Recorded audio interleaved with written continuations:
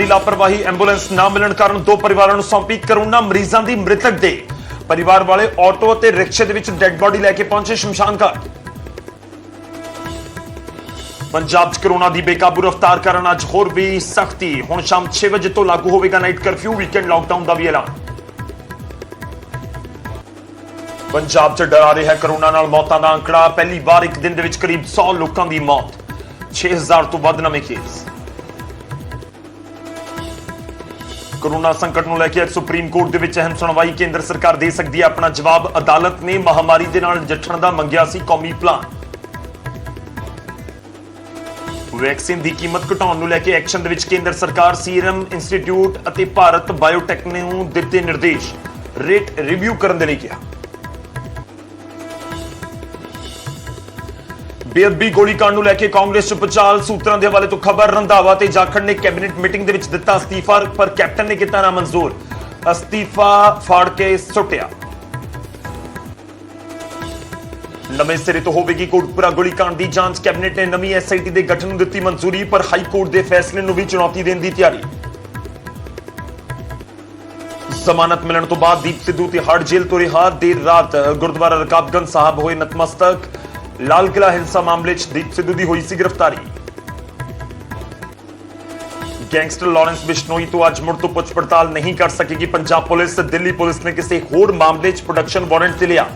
ਗੁਰਲਾਲ ਪਹਿਲਵਾਨ ਕਤਲ ਮਾਮਲੇ 'ਚ ਮੁੱਖ ਸਾਜ਼ਿਸ਼ ਕਰਤਾ ਹੈ ਲਾਰੈਂਸ ਬਿਸ਼ਨੋਈ। ਲੱਦਾਖ ਦੇ ਸਿਆਚਿਨ ਦੇ ਵਿੱਚ ਗਲੇਸ਼ੀਅਰ 'ਚ ਦੱਬਣ ਨਾਲ ਪੰਜਾਬ ਦੇ 2 ਜਵਾਨ ਸ਼ਹੀਦ। ਮੁੱਖ ਮੰਤਰੀ ਕੈਪਟਨ ਅਮਰਿੰਦਰ ਸਿੰਘ ਨੇ ਸ਼ਹਾਦਤ ਨੂੰ ਕੀਤਾ ਨਮਨ। ਪਰਿਵਾਰ ਦੇ ਲਈ 50-50 ਲੱਖ ਦੀ ਆਰਥਿਕ ਮਦਦ ਤੇ ਸਰਕਾਰੀ ਨੌਕਰੀ ਦਾ ਐਲਾਨ।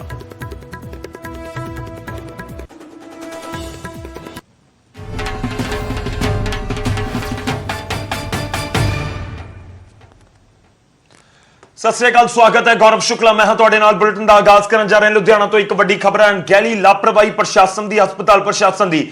ਸਾਹਮਣੇ ਆਈ ਹੈ ਤਸਵੀਰਾਂ ਦੇ ਜ਼ਰੀਏ ਤੁਹਾਨੂੰ ਦਿਖਾਉਂਦੇ ਹਾਂ। ਕਰੋਨਾ ਦੇ ਇਸ ਕਾਲ ਦੇ ਵਿੱਚ ਐਂਬੂਲੈਂਸ ਨਹੀਂ ਹੈ ਪੰਜਾਬ ਦੇ ਵਿੱਚ।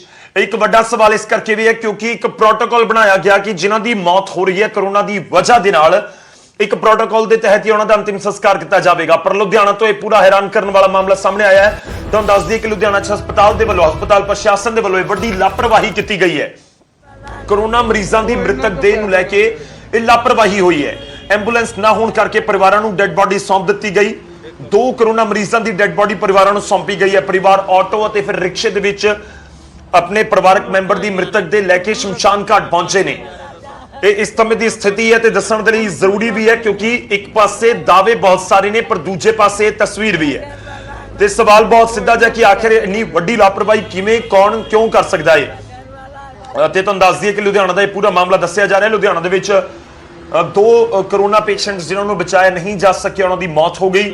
ਤੇ ਦੂਜੇ ਪਾਸੇ ਜਦੋਂ ਪਰਿਵਾਰਾਂ ਨੇ ਕਿਹਾ ਕਿ ਮ੍ਰਿਤਕ ਦੇ ਠੀਕ ਹੈ ਤੁਸੀਂ ਸਾਨੂੰ ਸੌਂਪੋ। ਆਮ ਤੌਰ ਤੇ ਜਦੋਂ ਮ੍ਰਿਤਕ ਦੀ ਹੁੰਦੀ ਹੈ ਜਾਂ ਤਾਂ ਪਰਿਵਾਰ ਦੇ ਵੱਲੋਂ ਕੋਈ ਗੱਡੀ ਲਿਆਂਦੀ ਜਾਂਦੀ ਹੈ, ਕੋਈ ਐਂਬੂਲੈਂਸ ਲਿਆਂਦੀ ਜਾਂਦੀ ਹੈ, ਉਸ ਤੋਂ ਬਾਅਦ ਜਾਂ ਫਿਰ ਐਂਬੂਲੈਂਸ ਹਸਪਤਾਲ ਦੇ ਵੱਲੋਂ ਦਿੱਤੀ ਜਾਂਦੀ ਹੈ। ਆਮ ਤੌਰ ਤੇ ਹਸਪਤਾਲ ਪ੍ਰਸ਼ਾਸਨ ਐਂਬੂਲੈਂਸ ਦਿੰਦਾ ਹੈ, ਪਰ ਪ੍ਰੋਟੋਕਾਲ ਕਰੋਨਾ ਨੂੰ ਲੈ ਕੇ ਇੱਕ ਵੱਖਰਾ ਬਣਾਇਆ ਗਿਆ। ਕਰੋਨਾ ਨੂੰ ਲੈ ਕੇ ਪ੍ਰੋਟੋਕਾਲ ਇਹੀ ਹੈ ਕਿ ਜਿਹੜੀ ਮ੍ਰਿਤਕ ਦੀ ਹੈ ਉਸ ਦਾ ਸਿੱਧਾ ਸ਼ਮਸ਼ਾਨ ਘਾਟ ਲਿਜਾ ਕੇ ਸੰਸਕਾਰ ਕੀਤਾ ਜਾਵੇ। ਪਰ ਲੁਧਿਆਣਾ ਦੇ ਵਿੱਚ 2 ਲੋਕਾਂ ਦੀ ਮ੍ਰਿਤਕ ਦੇਹਾਂ ਨੂੰ ਉਹਨਾਂ ਦੇ ਪਰਿਵਾਰਾਂ ਦੇ ਹਵਾਲੇ ਕਰ ਦਿੱਤਾ ਗਿਆ। ਫਿਰ ਪਰਿਵਾਰ ਵਾਲੇ ਆਟੋ ਰਿਕਸ਼ਾ ਤੇ ਰਿਕਸ਼ੇ ਦੇ ਵਿੱਚ ਲੈ ਕੇ ਸ਼ਮਸ਼ਾਨ ਘਾਟ ਆਪਣੇ ਪਰਿਵਾਰਕ ਮੈਂਬਰਾਂ ਦੀ ਮ੍ਰਿਤਕ ਦੇਹ ਨੂੰ ਪਹੁੰਚੇ ਸਨ।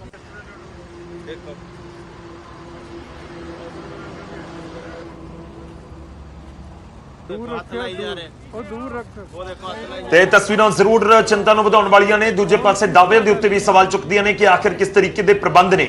ਆਕਸੀਜਨ ਨੂੰ ਲੈ ਕੇ ਇਸ ਸਮੇਂ ਪੰਜਾਬ ਦੇ ਵਿੱਚ ਕਿੱਲਤ ਵਾਲੀ ਸਥਿਤੀ ਕਿਤੇ ਨਜ਼ਰ ਨਹੀਂ ਆਈ ਹੈ।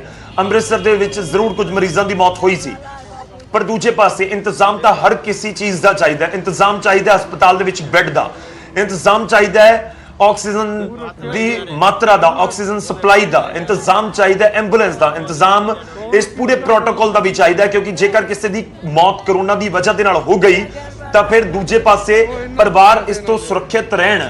ਤਾਂ ਉਹ ਕਰੋਨਾ ਪ੍ਰੋਟੋਕਾਲ ਬਣਾਇਆ ਹੀ ਤਾਂ ਗਿਆ ਤਾਂ ਕਿ ਲੋਕਾਂ ਦੇ ਵਿੱਚ ਨਾ ਫੈਲ ਸਕੇ ਹੋਰ ਕਰੋਨਾ। ਜਿਹੜੇ ਲੋਕ ਜਿਨ੍ਹਾਂ ਦੀ ਜਾਨ ਚਲੀ ਗਈ ਉਹ ਤਾਂ ਦੁਨੀਆ ਤੋਂ ਚਲੇ ਗਏ, ਪਰ ਧਿਆਨ ਰੱਖਿਆ ਜਾਵੇ। ਅਸੀਂ ਬਹੁਤ ਸਾਰੀਆਂ ਥਾਵਾਂ ਦੇ ਉੱਤੇ ਦੇਖਿਆ ਕਿ ਪਰਿਵਾਰਕ ਮੈਂਬਰਾਂ ਦੇ ਵੱਲੋਂ ਸੰਸਕਾਰ ਕੀਤਾ ਜਾਂਦਾ ਹੈ। ਕੁਝ ਹੀ ਮੈਂਬਰ ਪਹੁੰਚਦੇ ਨੇ, ਬਾਕੀ ਪ੍ਰਸ਼ਾਸਨ ਦੇ ਲੋਕ ਹੁੰਦੇ ਨੇ ਤੇ ਸੰਸਕਾਰ ਕਰ ਦਿੱਤਾ ਜਾਂਦਾ ਹੈ। ਇਸ ਕਰੋਨਾ ਦੇ ਕਾਲ ਦੇ ਵਿੱਚ ਇਹ ਤਸਵੀਰਾਂ ਜ਼ਰੂਰ ਪਰੇਸ਼ਾਨ ਕਰਨ ਵਾਲੀਆਂ ਨੇ। ਲੁਧਿਆਣਾ ਤੋਂ ਇਹ ਸਾਰੀਆਂ ਤਸਵੀਰਾਂ ਸਾਹਮਣੇ ਆਈਆਂ ਨੇ ਜਿੱਥੇ 2 ਲੋਕਾਂ ਦੀ ਮੌਤ ਕਰੋਨਾ ਦੀ ਵਜ੍ਹਾ ਦੇ ਨਾਲ ਹੋ ਗਈ ਤੇ ਉਸ ਤੋਂ ਬਾਅਦ ਪਰਿਵਾਰਾਂ ਨੂੰ ਮ੍ਰਿਤਕ ਦੇਹਾਂ ਸੌਂਪ ਦਿੱਤੀਆਂ ਗਈਆਂ। ਨਹੀਂ ਸੌਂਪੀਆਂ ਜਾਂਦੀਆਂ, ਕਰੋਨਾ ਦਾ ਪ੍ਰੋਟੋਕਾਲ ਹੈ ਕਿ ਸਿੱਧੀ ਪਰਿਵਾਰਾਂ ਨੂੰ ਮ੍ਰਿਤਕ ਦੇ ਨਹੀਂ ਸੌਂਪੀ ਜਾਂਦੀ, ਸਿੱਧਾ ਸ਼ਮਸ਼ਾਨ ਘਾਟ ਲਿਜਾ ਕੇ ਅੰਤਿਮ ਸੰਸਕਾਰ ਕਰਵਾਇਆ ਜਾਂਦਾ ਹੈ।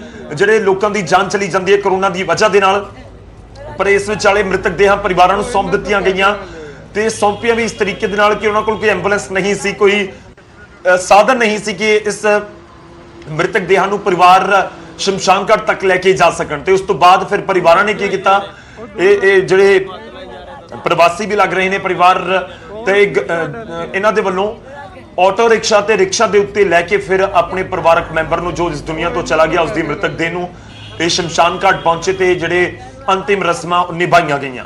ਇਹ ਜ਼ਰੂਰ ਸਵਾਲ ਹੈ ਕਿ ਆਖਿਰ ਇੰਨੀ ਚਿੰਤਾਜਨਕ ਸਥਿਤੀ ਕਿਉਂ ਪੰਜਾਬ ਦੇ ਵਿੱਚ ਬਣਦੀ ਨਜ਼ਰ ਆ ਰਹੀ ਹੈ ਕਿ ਵਾਕਈ ਇਸ ਸਮੇਂ ਇੰਨੀ ਵੱਡੀ ਕੋਈ ਦਿੱਕਤ ਹੈ ਜਾਂ ਦੂਜੇ ਪਾਸੇ ਕੋਈ ਵੱਡੀ ਲਾਪਰਵਾਹੀ ਹੈ ਪ੍ਰਸ਼ਾਸਨ ਦੀ ਜਾਂ ਹਸਪਤਾਲ ਦੇ ਪ੍ਰਬੰਧਕਾਂ ਦੀ। ਉਹ ਇਹਨਾਂ ਤੋਂ ਪੈਸੇ ਨਾ ਲਿਓ ਯਾਰ।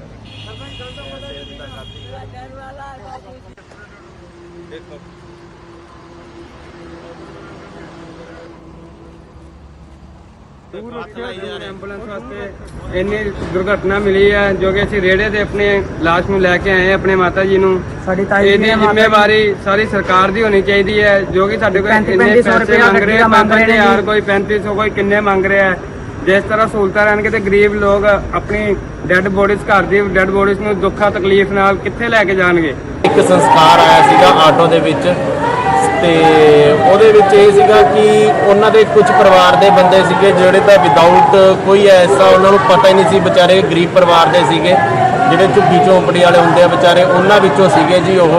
ਤੇ ਉਹਨਾਂ ਦੇ ਬੱਚੇ ਵੀ ਉਹ ਆਪਣੇ ਇੱਕ ਨੋਰਮਲ ਸੰਸਕਾਰ ਦੀ ਤਰ੍ਹਾਂ, ਜਿਸ ਤਰੀਕੇ ਨੋਰਮਲ ਸੰਸਕਾਰ ਦੇ ਵਿੱਚ ਲੇਡੀਜ਼ ਆਪਣੇ ਬੱਚਿਆਂ ਨੂੰ ਲੈ ਕੇ ਆ ਰਹੀਆਂ ਨੇ ਜਾਂ ਲੇਡੀਜ਼ ਆਪਣੇ ਬੱਚਿਆਂ ਦੇ ਉੱਤੇ ਕੋਈ ਮਾਸਕ ਨਹੀਂ ਕੋਈ ਕੁਝ ਨਹੀਂ, ਨੋਰਮਲ ਸੰਸਕਾਰ ਦੀ ਤਰ੍ਹਾਂ ਉਹ ਤੁਰ ਫਿਰ ਰਹੇ ਸੀਗੇ। ਸਿਵਲ ਹਸਪੀਟਲ ਤੋਂ 2 ਡੈੱਡ ਬੋਡੀਆਂ ਆਈਆਂ, ਜਿਹੜੀ ਇੱਕ 3 ਵੀਲਰ ਤੇ ਆਈ ਹੈ 12 ਵਜੇ ਤੇ ਹੁਣ ਇੱਕ ਡੈੱਡ ਬੋਡੀ ਰਿਕਸ਼ੇ ਵਿੱਚ ਪਹੁੰਚੀ ਹੈ ਮਾਤਾ ਜੀ ਦੀ ਤੇ ਉਹਨਾਂ ਨੂੰ ਕੋਈ ਉੱਥੇ ਸਹੂਲਤ ਨਹੀਂ ਮਿਲੀ। ਤੇ ਅਸੀਂ ਇੱਥੇ ਸਵੇਰ ਤੋਂ ਇਹ ਦੂਜਾ ਕੇਸ ਦੇਖ ਰਹੇ ਹਾਂ ਕਿ ਜਿਹੜਾ ਐਂਬੂਲੈਂਸ ਤੇ ਸੇਫਟੀ ਪ੍ਰੀਕਾਸ਼ਨ ਦੀ ਧੱਜੀਆਂ ਉਡਾਉਂਦੇ ਹੋਏ ਜਿਹੜੀਆਂ ਲਾਸ਼ਾਂ ਆ ਰਹੀਆਂ ਨੇ, ਤੋਂ ਇੱਥੇ ਪਤਾ ਲੱਗਦਾ ਕਿ ਸਾਡਾ ਜਿਹੜਾ ਹੈਲਥ ਸਿਸਟਮ ਹੈ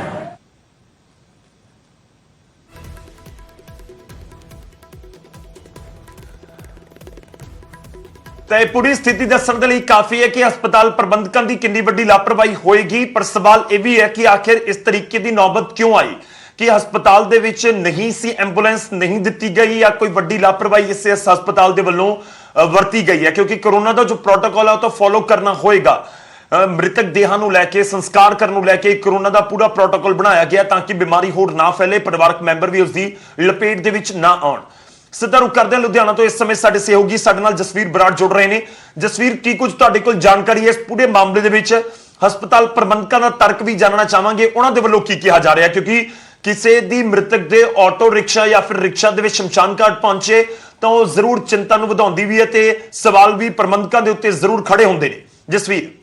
ਬਿਲਕੁਲ ਗੌਰਵ, ਕਿਉਂਕਿ ਦੋਨੋਂ ਤਸਵੀਰਾਂ ਜਿਹੜੀਆਂ ਨੇ ਉਹ ਜ਼ਿਲ੍ਹਾ ਪ੍ਰਸ਼ਾਸਨ ਤੇ ਸਿਹਤ ਵਿਭਾਗ ਦੇ ਪ੍ਰਬੰਧਾਂ ਤੇ ਕਈ ਤਰ੍ਹਾਂ ਦੇ ਸਵਾਲ ਖੜੇ ਕਰ ਰਹੀਆਂ ਨੇ, ਕਿਉਂਕਿ ਮੌਤ ਤੋਂ ਬਾਅਦ ਜਿਹੜਾ ਹੈ ਮ੍ਰਿਤਕ ਜਿਹੜੀਆਂ ਦੇਹਾਂ ਨੇ ਉਹਨਾਂ ਨੂੰ ਲਿਜਾਣ ਵਾਸਤੇ ਸਿਵਲ ਹਸਪਤਾਲ ਤੋਂ ਜਾਂ ਕਿਸੇ ਵੀ ਹਸਪਤਾਲ ਤੋਂ ਲਿਜਾਣ ਵਾਸਤੇ ਜਿਹੜੇ ਪਰਿਵਾਰਕ ਮੈਂਬਰ ਨੇ ਮ੍ਰਿਤਕ ਦੇ, ਉਹਨਾਂ ਦਾ ਆਰੋਪ ਹੈਗਾ ਕਿ ਜਿਹੜੇ ਐਂਬੂਲੈਂਸ ਵਾਲੇ ਨੇ ਉਹ ਉਹਨਾਂ ਤੋਂ 3500 4000 ਰੁਪਏ ਦੀ ਡਿਮਾਂਡ ਕਰਦੇ ਆ। ਕੋਈ ਵੀ ਜਿਹੜਾ ਹੈ ਸਧਾਰਨ ਪਰਿਵਾਰ ਹੈ ਜਾਂ ਗਰੀਬ ਪਰਿਵਾਰ ਹੈ ਉਹ ਪੈਸੇ ਜਿਹੜੇ ਨਹੀਂ ਦੇ ਪਾਉਂਦਾ। ਇਸੇ ਕਰਕੇ ਹੀ ਜਿਹੜਾ ਮਜਬੂਰਨ ਤੌਰ ਤੇ ਜਿਹੜਾ ਹੈ ਕਿਸੇ ਨੂੰ ਆਟੋ ਦੇ ਵਿੱਚ ਤੇ ਕਿਸੇ ਨੂੰ ਰਿਕਸ਼ੇ ਦੇ ਵਿੱਚ ਜਿਹੜਾ ਹੈ ਇਹ ਜਿਹੜਾ ਰਿਕਸ਼ਾ ਜਿਹੜਾ ਬੰਦ ਰਿਕਸ਼ਾ ਜਿਹੜਾ ਲੈ ਕੇ ਗਿਆ ਸ਼ਵੇਤਰਾ ਟਰੱਸਟ ਦਾ ਜਿਹੜਾ ਰੱਖਿਆ ਸੀਗਾ, ਜਿਹੜਾ ਕਿਸੇ ਨੇ ਦਾਨ ਕੀਤਾ ਸੀਗਾ, ਉਸ ਦੇ ਵਿੱਚ ਜਿਹੜੀ ਡੈੱਡ ਬੋਡੀ ਲਿਜਾਈ ਜਾ ਰਹੀ ਹੈ। ਵੱਡੇ ਸਵਾਲ ਜਿਹੜੇ ਨੇ ਜ਼ਿਲ੍ਹਾ ਪ੍ਰਸ਼ਾਸਨ ਤੇ ਸਿਹਤ ਵਿਭਾਗ ਤੇ ਉੱਠ ਰਹੇ ਨੇ, ਕਿਉਂਕਿ ਲਗਾਤਾਰ ਜਿਹੜਾ ਇਸ ਤਰ੍ਹਾਂ ਦੀਆਂ ਤਸਵੀਰਾਂ ਸਾਹਮਣੇ ਆਉਣੀਆਂ ਕਿਤੇ ਨਾ ਕਿਤੇ ਸਵਾਲਾਂ ਦੇ ਘੇਰੇ ਦੇ ਵਿੱਚ ਤਾਂ ਜ਼ਰੂਰ ਇਹਨਾਂ ਨੂੰ ਜਿਹੜਾ ਹੈ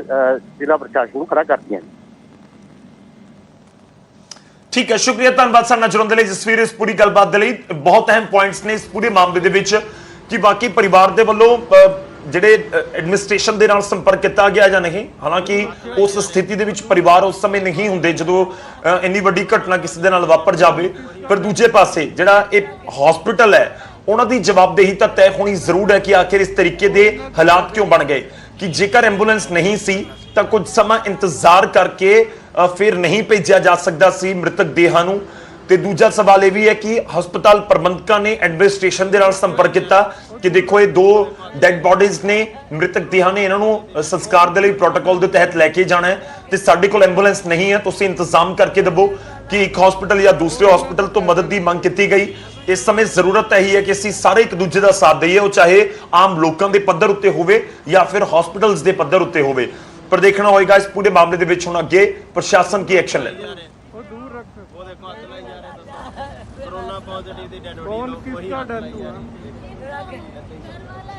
ਅਗਲੀ ਖਬਰ ਦਾ ਰੁਖ ਕਰਦੇ ਹਾਂ ਤੇ ਖਬਰ ਹਰਿਆਣਾ ਤੋਂ ਹੈ। ਹਰਿਆਣਾ ਦੇ ਵਿੱਚ ਕੋਰੋਨਾ ਨੂੰ ਲੈ ਕੇ ਸਰਕਾਰ ਦੇ ਵੱਲੋਂ ਇੱਕ ਵੱਡਾ ਫੈਸਲਾ ਕੀਤਾ ਗਿਆ। ਜਿਹੜੇ ਮੈਰਿਜ ਪੈਲੇਸ ਨੇ ਉਹਨਾਂ ਨੂੰ ਆਈਸੋਲੇਸ਼ਨ ਸੈਂਟਰ ਦੇ ਵਿੱਚ ਤਬਦੀਲ ਕਰਨ ਦੀ ਤਜਵੀਜ਼ ਸਰਕਾਰ ਲੈ ਕੇ ਆਈ ਹੈ।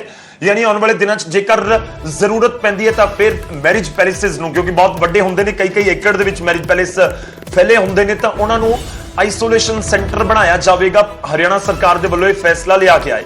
ਮੈਰਿਜ ਪੈਲੇਸ ਨੂੰ ਬਣਾਇਆ ਜਾਵੇਗਾ ਆਈਸੋਲੇਸ਼ਨ ਸੈਂਟਰ। ਐਮਰਜੈਂਸੀ ਵੇਲੇ ਤੇ ਆਈਸੋਲੇਸ਼ਨ ਸੈਂਟਰ ਬਣਾਇਆ ਜਾਏਗਾ। ਸਰਕਾਰ ਨੇ ਸਾਰੇ डिप्टी कमिश्नर्स ਨੂੰ इंतजाम करने के लिए कह दिता है। सिद्धा रुख करते हैं, मनोज कुमार साडे सहयोगी इस समय साडे नाल जुड़ रहे हैं चंडीगढ़ तो। मनोज, क्या कुछ सरकार की तरफ से फैसला किया गया हरियाणा सरकार की तरफ से आइसोलेशन सेंटर्स को लेकर और दूसरी तरफ मैरिज पैलेसेस को लेकर?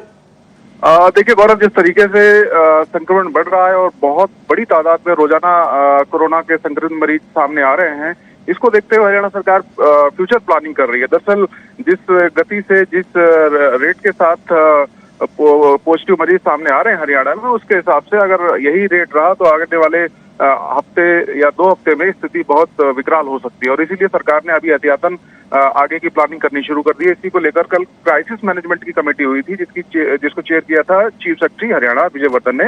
उसमें बाकायदा निर्देश दिए गए हैं कि हर जिले में कुछ मैरिज पैलेस, कुछ बैंक्वेट हॉल को पहले ही आइडेंटिफाई कर लिया जाए, जिनको जरूरत पड़ने पर आइसोलेशन सेंटर या वहां पर हॉस्पिटल के जो बेड हैं वो रखे जा सके, क्योंकि अस्पताल पूरी तरीके से भर चुके हैं, बेड बचे नहीं है। सरकार कुछ नए बेड जरूर बना रही है, ऑक्सीजन असिस्टेड बेड, लेकिन अगर यहाँ भी जरूरत पूरी नहीं हुई तो फिर मैरिज हॉल और बैंक्वेट हॉल है, इनका इंतजाम किया जाएगा। शुक्रिया मनोज, धन्यवाद साडे नाल जुड़न दे लई। इस पूरी गलबात दे लई। तां आइसोलेशन सेंटर्स ਨੂੰ ਵਧਾਉਣ ਦੇ ਉੱਤੇ ਜ਼ੋਰ ਹੈ, ਕਿਉਂਕਿ ਅਸੀਂ ਪਹਿਲਾਂ ਵੀ ਦੇਖਿਆ ਕਿ ਜਦੋਂ ਪਹਿਲੀ ਵੇਵ ਸੀ ਪੂਰੇ ਦੇਸ਼ ਦੇ ਵਿੱਚ ਤਾਂ ਉਸ ਸਮੇਂ ਇਹ ਸਰਕਾਰ ਦੇ ਵੱਲੋਂ ਕੀਤਾ ਜਾ ਰਿਹਾ ਸੀ ਕਿ ਚਾਹੇ ਉਹ ਸਕੂਲਸ ਹੋਣ ਜਾਂ ਫਿਰ ਕੁਝ ਹੌਸਟਲਸ ਨੂੰ ਕੁਆਰੰਟਾਈਨ ਸੈਂਟਰ ਦੇ ਵਿੱਚ ਤਬਦੀਲ ਕਰ ਦਿੱਤਾ ਗਿਆ ਸੀ। ਤੇ ਇਸ ਵਾਰ ਮੈਰਿਜ ਪੈਲੇਸਿਸ ਨੂੰ, ਹਰਿਆਣਾ ਦਾ ਅਸੀਂ ਜ਼ਿਕਰ ਕਰ ਰਹੇ ਹਾਂ, ਮੈਰਿਜ ਪੈਲੇਸਿਸ ਨੂੰ ਆਈਸੋਲੇਸ਼ਨ ਸੈਂਟਰ ਬਣਾਉਣ ਦਾ ਫੈਸਲਾ ਹਰਿਆਣਾ ਸਰਕਾਰ ਨੇ ਲਿਆ ਹੈ। ਡਿਸਟ੍ਰਿਕਟ ਐਡਮਿਨਿਸਟ੍ਰੇਸ਼ਨਸ ਨੂੰ, ਜਿਹੜੇ ਡੀਸੀਜ਼ ਨੇ ਵੱਖ-ਵੱਖ ਜ਼ਿਲ੍ਹਿਆਂ ਦੇ, ਉਹਨਾਂ ਨੂੰ ਕਿਹਾ ਗਿਆ ਕਿ ਤੁਸੀਂ ਇੰਤਜ਼ਾਮ ਕਰੋ ਐਸ ਸੂਨ ਐਸ ਪੋਸੀਬਲ।